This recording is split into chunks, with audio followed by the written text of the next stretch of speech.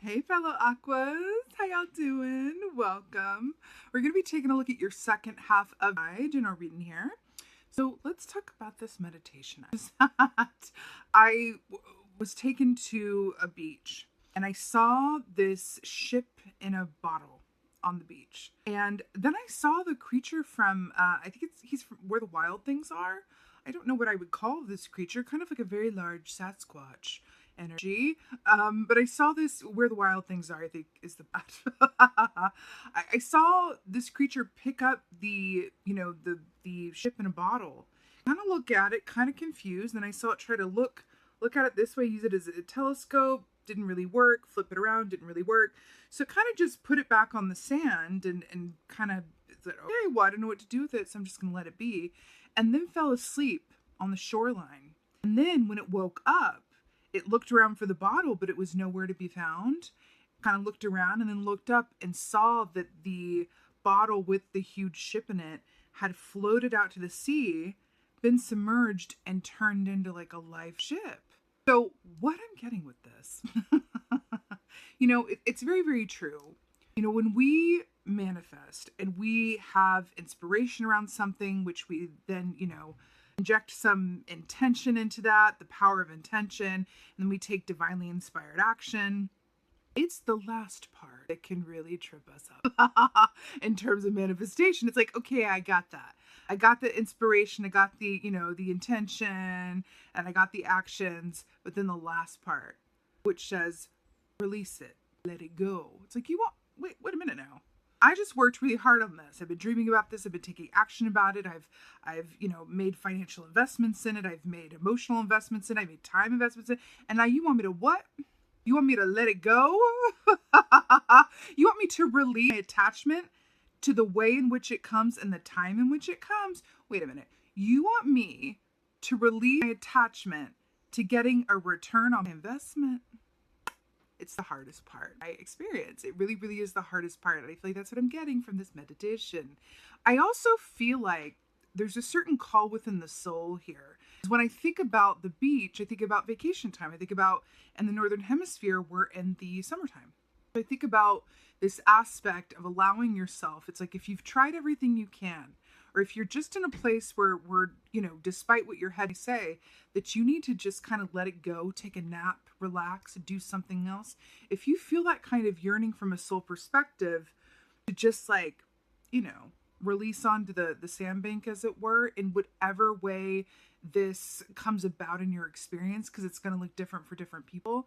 It's really about honoring that and knowing that sometimes by doing less, and it's such a coming through, sometimes by doing less we achieve more. And I cannot tell you how important that feels. Where the wild things are as well, that feels incredibly important. I want to leave it there and take a look at what the cards say. But I do feel like that where the wild things are, there's because it's like the kid Max, and it's an aspect of his dream world. There's something about that I think going to reveal itself. That being said, let's go ahead and take a look and see what the cards say. Hey Aquas, let's go ahead and see what your animal energy is for the second half of July. What is the animal energy for Aquarius second half of? Oh, really? Oh, that's how it is. Oh, really? The octopus on the bottom. Okay. Ocean's delight. Wow. Hello, goodbye. Hello again. Starfish? Were we not just at the seaside? It's very watery. So, which is great. So let's talk about this. First of all, starfish energy equates to that of the Lover's key in the Tarot. Gemini energy, which is about love-based choices and inner and outer duality and alignment. So here's what's really interesting with this. Starfish energy with the Gemini connection is we are coming out of Gemini season, right? And going into what in the second half of July? Into Cancer season. So interestingly enough, the Cancer aspect of this is really funny, because I was just about to say, Cancer season is very much about this time of year where it's, for a lot of us, it's that summer energy, that summer break for the kids. It's that time where we kind of go, okay, like, whoo, let me just like, okay, let me recalibrate. Let me enjoy this time where the days are still long and, time to be outdoors and, all of this A, B, C, X, Y, Z, things that we do, right? So it's interesting that we're looking at this Gemini energy here in the form of the starfish, but it's kind of carrying us over into this Cancer season with being, on the sea. And we were just, at the ocean with the ship in a bottle.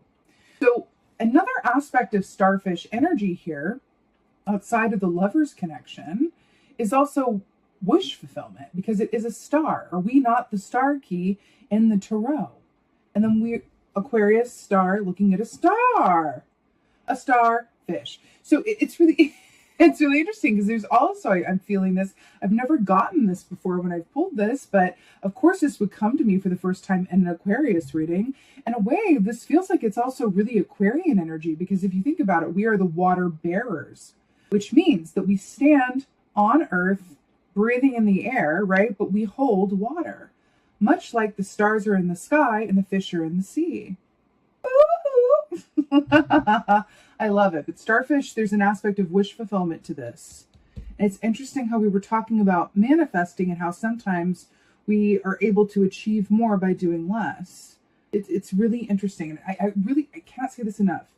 There's an aspect of this coming through that is really asking you to honor your soul's call and move. Oh, okay. I have to show you something really that's happening in real time, y'all. I have this journal here. I journal every day. It's part of my practice and my number one key to mental health. But I have this journal here, and I drew this picture on it recently, and I didn't even think about it. Look at this. Can you see that? It's not the best. I just kind of like doodled. But anyway, it's a star over a ship with a heart on it, and then starfish is lover's energy in the tarot, like on the sea. How weird is that? I was just like, I just looked over it and I was like, oh, wow. Anyway, I do feel like there's an aspect of this to honor the soul's calling at any given time. Not to push yourself too much in one direction. It's that aspect of what would the wild self do with where the wild things are? What would the wild self do? If you came up out of your mind or out of your obligations or your time commitments or your here, there, whatever's, what's the wild aspect of you asking for during this time period? It feels incredibly important somehow. Let's see what's going on. Right. Right. This feeling, yeah. So first of all, we have the Hermit here. So in the weekly readings, which I do on Instagram and TikTok and Facebook, if you want to check those out, you might want to, because I feel like this is related. All that is in the description box below. But we've been getting this as an overall energy for the weeklies for the past couple of weeks. So interesting. Hermit, Virgo energy. Now this is also another major arcana, making this the second major arcana in this reading, because that's the Lover's key, yeah? So we have the Hermit. Major arcanas denote destined or fated events or times in our lives. It's not arbitrary, right? It's quite important. It's significant in some way. Now, the Hermit energy is very much about going inside of ourselves to ask those deep philosophical questions. It's about the questions. It's about really taking that time to go inside for deep reflection, right? Now, what's really interesting here, how it's depicted in this key is a spider here, right? Now, a spider is a symbol for writers. So the totem for writers, right, is the spider. It's really interesting that it's like we're playing like a game of like figure out the puzzle or clue or something in these readings, but I'm so here for it. And this is why it never gets old. It's just like let's piece it together, together. So what's interesting is that I saw the image on the journal, which is what I write in every single day, right? And then we have the totem of the writer coming up here.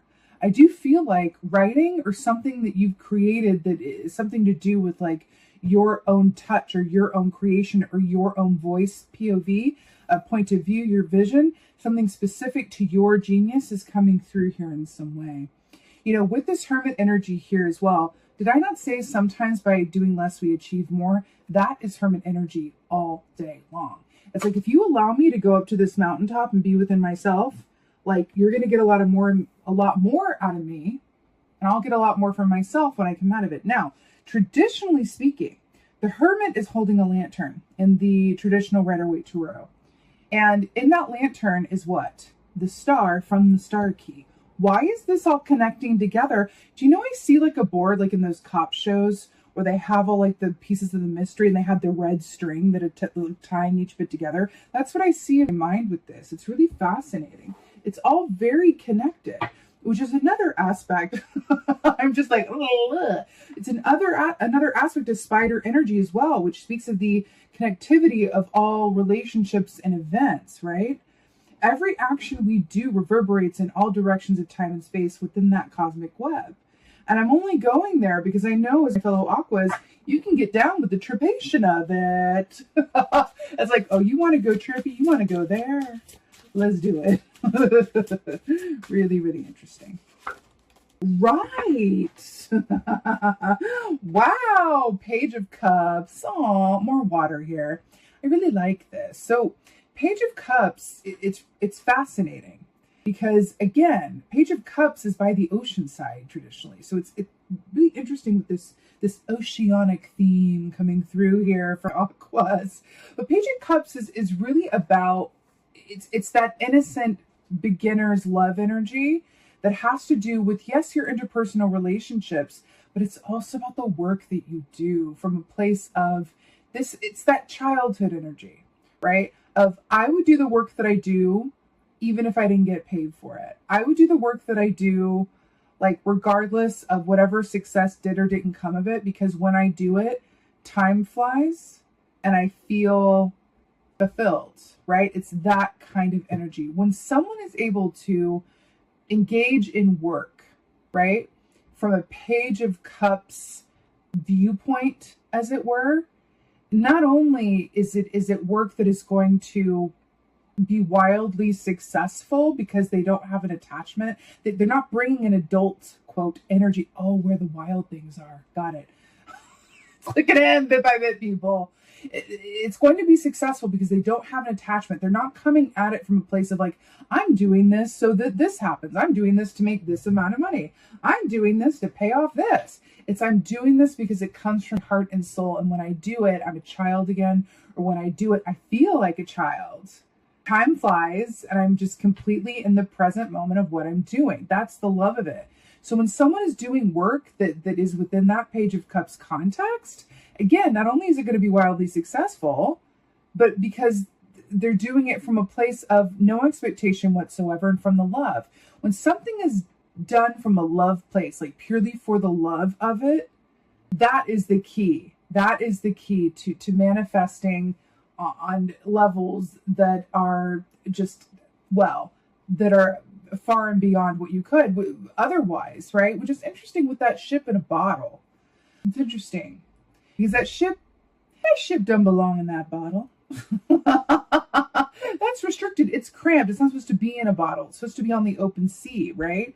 But only by allowing yourself to rest it and take a step away was it able to find where it was meant to be and then be in the water and grow, right?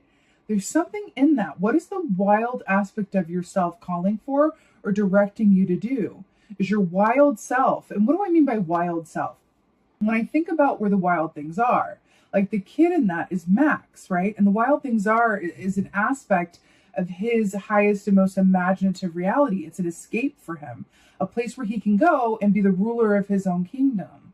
What is that for you, right? Something in that. Right, let's see what else is going on. Definitely something in that. Oh, wow, wow, wow. It's 3 wows for 1. Okay, we got 2 for 1 here, and I'm really here for it, and here we go. 6 of Pentacles is the first one I'm going to show you, because the second one is a bit of a grand finale.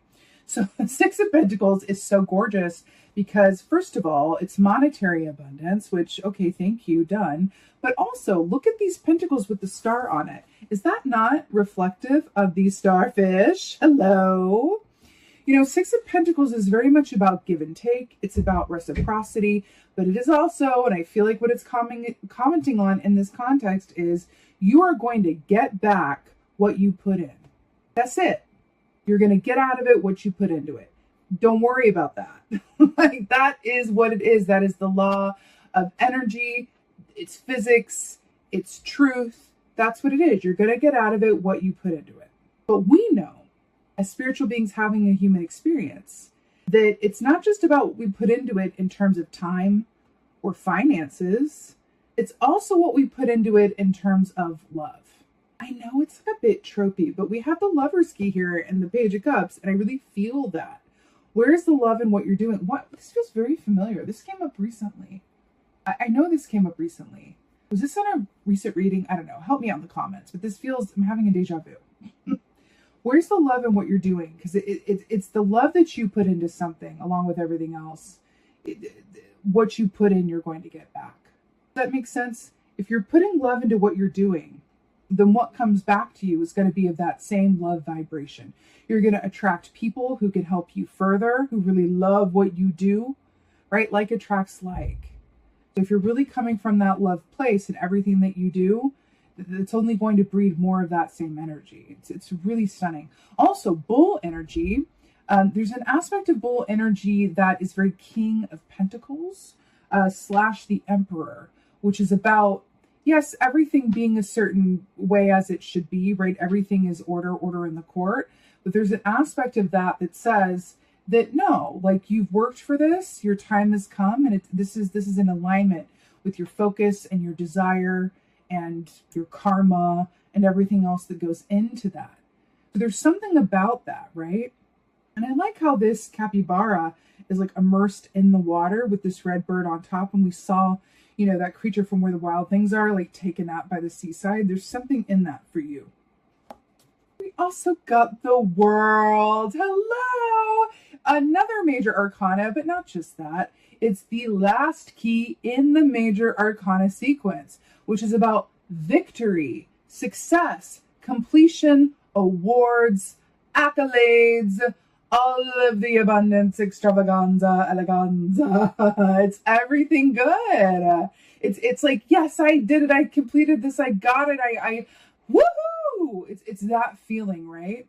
So the World key, especially the fact that we have a bee in the center of this, which is a Three of Pentacles energy, which is about the work that you do that you in particular are good at. It's the Master Artisan energy of the Three of Pentacles, where what do you do to leave your mark on the world through the work that you do?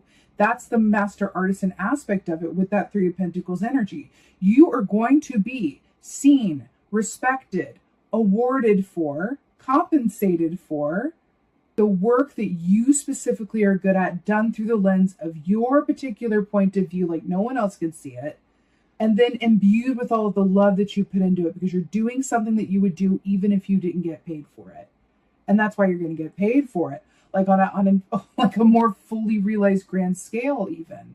You know, also this grasshopper down here is Fool energy, which is, this is really brilliant, this deck. This deck is also by MJ Cullinane, who makes the Crow Tarot. And the Fool energy, right? So we have a nod to the beginning of the major arcana sequence with the Fool, right? And then here to the beginning. So there's something that began that you're really bringing into completion here. And why do I feel like there's going to be aspects of this that are going to come about in a more pronounced way if you honor the callings within you to maybe do less at certain points, or know when to take a break, or know when to get out of your head and into the water. Because that ship in a bottle, there's air in that bottle, and that wasn't working. It had to be exposed to the water, right? Hello. Let's go ahead and get some advice. This is really cool though. I'm here for it. Okay, advice for fellow Aquarius. Oh, hello. Hello. Very good. Oh, we have more. Is that literally? Okay. I knew there's a reason I wanted to use this deck for the advice today. Is that literally like not an ocean side right there? Like I saw in the meditation. Really, really beautiful. So let's just, okay, just go with me here because this is really amazing. First of all, traditionally speaking, the moon is Piscean energy, but it's also the ruling sign of Cancer. We're talking about Cancerian season. Now, within this, the moon traditionally is about embracing the unknown It's about unknown potentials. It's about the mystery of life. It's about the questions, which ties it back to the Hermit. But it's also about psychic information.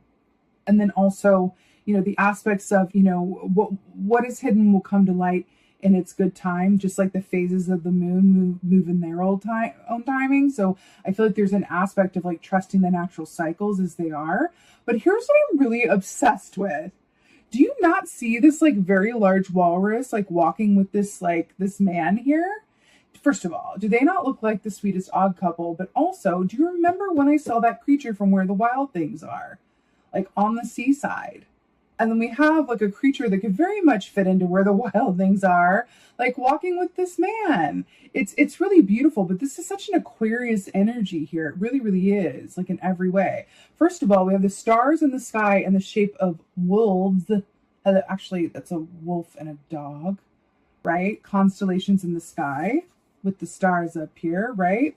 The wolf energy is very much Hierophant energy, which is Taurus energy, everything being exactly as it's meant to be, right?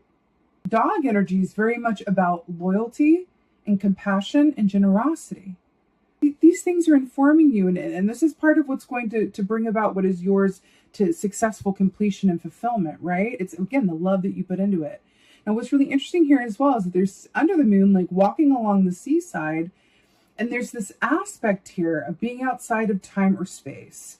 Again, with the moon here with the Hermit, right? And then you have, come on now, come women now, another moon here, even in the Page of Cups. So it's really interesting given this context of really not just appreciating when this comes forward as advice, what I'm getting is to really appreciate where you are outside of any expectation or overthinking. You can be a water bearer, right? And walk on the land under the stars and in the night air, as it were, but like be on the seaside, be near and in that water, right? Which is going to allow you to flow and also to release control, because water as a symbol is very much about releasing control and embracing the unknown. The ocean, if you think about the ocean, that is a symbol of the unknown. If you think about the ocean as it's, in the context of the greatest pieces of literature, like just think about Moby Dick. You know what I mean? Think about Old Man and the Sea, Hemingway.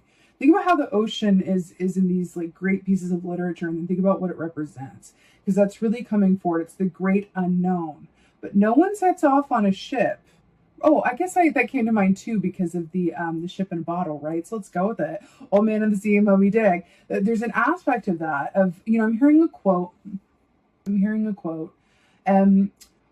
One does not discover new lands without consenting to lose sight of the shore for a very long time.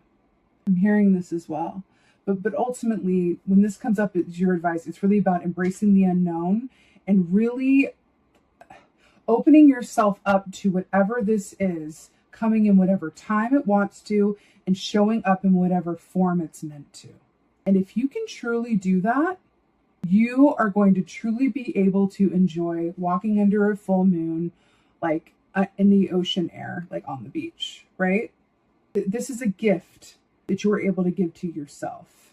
To really not just embrace the unknown, but to really bask in that time before you get what you want and before you have the answers. Stunning. Let's get an oracle. Which one? I'm feeling the Clotberry read. Let's do this one. Get an oracle from Aquarius. Oh, really? I'm here for it. This one too. Okay, right. Feeling this one on the bottom as well. Okay, so first we have the Spirit Whisperer. Hello. Divine guidance, higher knowing. We were just talking about the intuition and the moon, right? Actually, on the Lisa Robertson Animal Tarot deck, which I use most of the time, the moon is shown, but is depicted through an owl. So an owl is another aspect of the moon, intuition, clear seeing. It is, associated with the night time, being able to see clearly in the darkness. So it's interesting. This is coming up for us again as well. But divine guidance, higher knowing. We were just talking about that, about really following the aspects of yourself. What is your wild self asking for? When you get out of your head and into your heart, what are you really being called to do within for yourself? It feels incredibly important, right? I feel like the higher knowing is also the key to having a good time, because that can get us out of our heads as well. Out of your head and into your intuition, really, right? Because if you can look up at the sky and see the wolf and the dog under the moon, and you know that everything is going to come to you and be exactly as it's meant to be, because what you've put into it is the love and compassion and heart, then you're going to have a good time, right? You can enjoy this time. The River Queen. Interesting. Flow, letting go, natural movement. I cannot tell you. Like, the key word for is flow, darlings. Like, I just wrote that in the newsletter. It's really, really perfect. Then we have this like oceanic mermaid goddess coming up out of the water. It's very oceanic, right? All she needs is 2 starfish over here underneath her décolletage. So flow, letting go, natural movements. It's a river queen, but we'll go with it. This is very much about allowing yourself to just receive things in divine timing without any expectation of when or how it shows up. Knowing, trusting, believing, and claiming that what is yours is going to come to you as it's meant to be, when it's meant to be. And you really don't want it a second sooner or to come any differently than how the divine is going to bring this to you. And when I say the divine, we're also looking at an aspect of your higher self that can see clearly in all directions of time and space. So allow that higher aspect of yourself to direct the show at some point. At some point, and this is the last point in manifesting that we're talking about, at some point in the show, right?